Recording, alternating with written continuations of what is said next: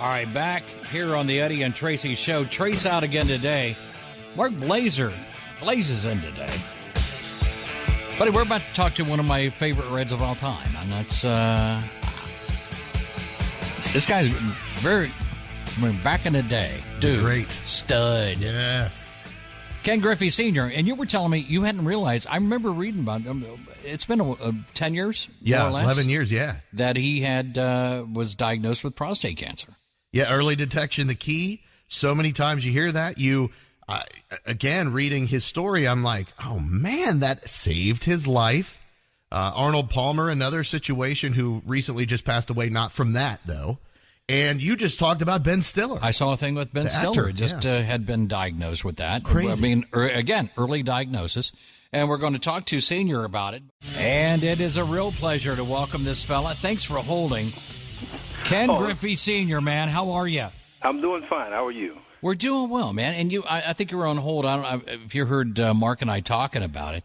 But you diagnosed, was it 11 years ago with prostate cancer? 11 years. Yep, 11 years. And I've been pretty good. I've been hanging in there pretty good. And was it a regular checkup, or because Blaze was telling me that maybe he was thinking your wife or somebody said you should go get checked out. No. It's usually a regular checkup. We usually as athletes get that physical once a year, and I decided to every year. Being that I lost 4 uncles with prostate cancer, and then my mom used to make sure that when we got to age, to make sure we get everything checked. So my PSA went up, and I think that's the biggest thing. I think the PSA is really the one to save my life because of the fact that diagnosed everything early. And I was able to go ahead and have the surgery and everything else. Now I'm in pretty good shape, But I've been going around the country, talking to a lot of people about prostate cancer, and I'm with Bear, and the program is called Men Who Speak Up, and it's about advanced prostate cancer. So we're actually, Junior and I are doing the same thing. He's helping me out with this, and we both go around, we talk about it, and try to get men to talk about their prostate cancer, especially to the doctors. Because of the fact, if you talk about your symptoms and everything, the disease could be getting worse. But if you talk to your doctor, you'll find out more information on how to prevent a lot of things that are going on with you. Yeah, that's the thing I was reading about, too, that you were talking how you had 3 friends of yours you played golf with for years, and then you had no idea that they had been through that process. What is that? Like, why would they not be talking about it? Again, good friends of yours, right? Yeah, very good friends of mine. And you got to understand that the prostate, I guess, is as we say, below the belt. In other words, you're talking about ED and all the things involved in it. And they don't want to talk about not having an erection or anything of that nature, so they just won't talk about it, period. But like I said, I had a real close friend, and he wouldn't talk about it at all until he found out I had prostate cancer. And then they told me, as you just mentioned, that the golf buddies of mine, that they had the surgery, but they hadn't told me anything. It's been like 2 or 3 years I was playing golf with them. So those things, like you said, they keep it so personal and private because, I went to the Congressional Black Caucus down there, Congressional Black Caucus thing in D.C. about 3 weeks ago, and I found out reasons why a lot of men do not talk about prostate cancer, because of certain things that have happened way back when, they're talking about castration and all that kind of stuff, so that's why men don't really talk about a lot of things, especially if it has to deal with prostate cancer, because they don't want anybody to know that they're going through any changes. We're talking to Ken Griffey Sr., and you got a charity event coming up here locally, but Senior, can we call you Senior because everybody always calls Junior Junior? Ken, you can call me Senior or Ken. Ken, I mean, Ken before Junior came along. Dude, seriously, I'm old enough. I'm a giant Big Red Machine fan. You're one of my guys, and I just was always been curious before we talk more about this. How, because I've got 2 teenage sons right now. They're not athletes, but they obviously they're about to embark on what they're going to do with the rest of your life.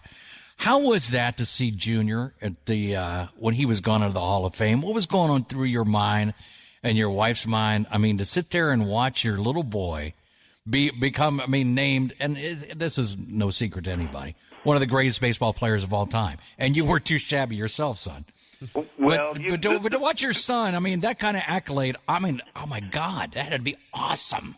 Well, I'm at all just like everybody else was. Like I said, the funny part was, when he was younger and between age 12 to 18, he didn't get a hit in front of me.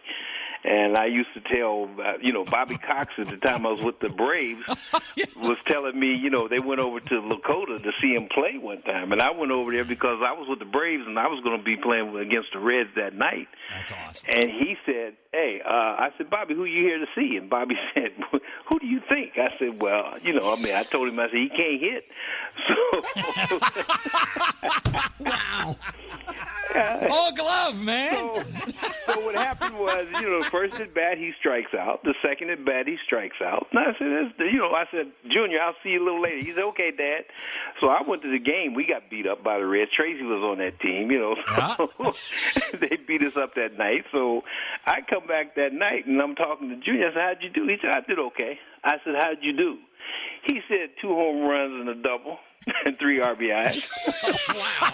He was 3 for 5. The 2 times I seen him, he struck out. So, but he didn't get a hit until he was just before his 18th birthday and after his first year professional year in pro ball.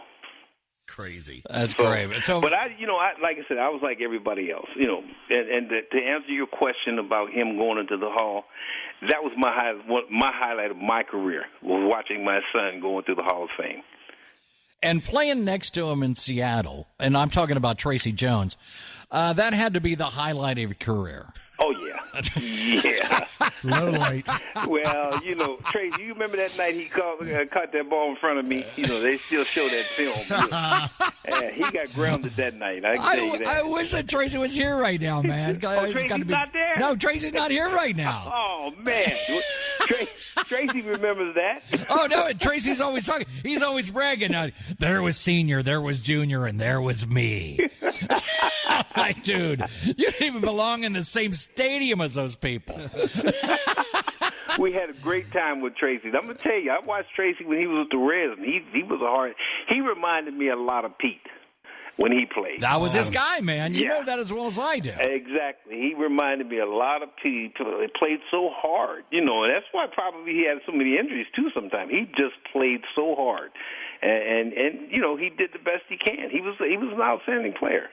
Well, he got hurt like Mantle, he one of those goofy thing where he blew up his knee running across. Exactly. I don't know if Mark knows this. He blew up his knee running across like the pitcher's mound, that old pitcher's mound. Yeah. There at Riverfront where they had the things along the baselines. He should do what Pete does, run around the pitcher and cuss all the pitchers out so he don't go across the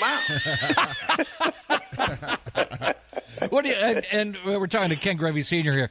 here. Griff, real quick, what do you see for this team here, the home team in 17? Because everybody keeps saying the next couple of years, yeah. What do they got to do, man? Well, first of all, the biggest thing I think is going to be pitching. This year, what's his name went down again. Well, look at what happened to the Giants last night, man. That bullpen, that's what been the big bugaboo with the Reds. The bullpen blew it, for the Giants last night. You're up by 3 going into the ninth. You should take it. Yeah, we know that too. They don't have. Do they have a closer? I don't even know if the Giants have a closer. Right. Obviously, if they do, he's not very good. Right. Yeah, So, but I don't know. It's so hard to say about what the Reds need to do because there's so many areas that they probably need to address. It's just. You still got Phillips, you got Vital. You know what they're going to do, right?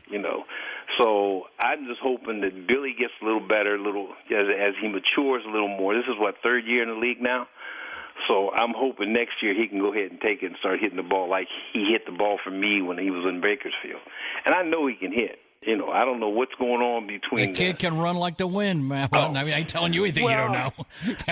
He can hit he can run 300 if you ask me. Exactly. Because they only play on grass surfaces, those bunts and all that stuff. He can do all that. But to me, the biggest thing I think is the pitching staff. They do something about the pitching staff where they got 4 good starters or 5 good starters, and then their bullpen, they can hold up, but they're still going to probably need another bat in the lineup somewhere. All right. Well, we're talking to Ken Griffey Jr. And Griff, what do you got? Tell us again about this charity event you got coming up for prostate cancer. It's a Cincinnati Run Walk event, and it's about prostate cancer. And we have a website. You can go on this menwhospeakup.com, which it'll tell you all about advanced prostate cancer. Like I said, I was diagnosed early, so I was very fortunate. But it's just a run walk, the 5K run walk event on Saturday, I think it is. And I'll be in town probably Friday, and I'll be there probably about 6 in the morning till about 12 or 11 that day. So I'll be signing autographs and talking to some of the people. I have I got to address the folks for about 2 or 3 minutes about prostate cancer. And, Bear has been outstanding. We've been doing this all year, and we've been getting excellent responses and everything, and people have been hitting the website. So it's been pretty good for us. Ken Griffey Sr., we appreciate it, man. We're running the tape right now. Is there anything you'd like to say to Tracy when he comes back on Monday? Just good luck, because he's had you guys have had the show for a long time. Oh, yeah, we've been doing this for 10 years now. Yeah, I thought so. Tracy's been outstanding on the show. Just tell him to keep up the good work. I know he gets a little critical sometimes, but that's his nature, and just tell him to keep up the good work. And don't cut in front of Senior. No, don't cut in front of Senior, or don't cut across the mound, especially the cutting across the mound. Thanks, buddy. Ken Griffey Sr., thanks, buddy. No problem. That's that was fun. That was. Again, that's, like I said, one of my guys from back in the day.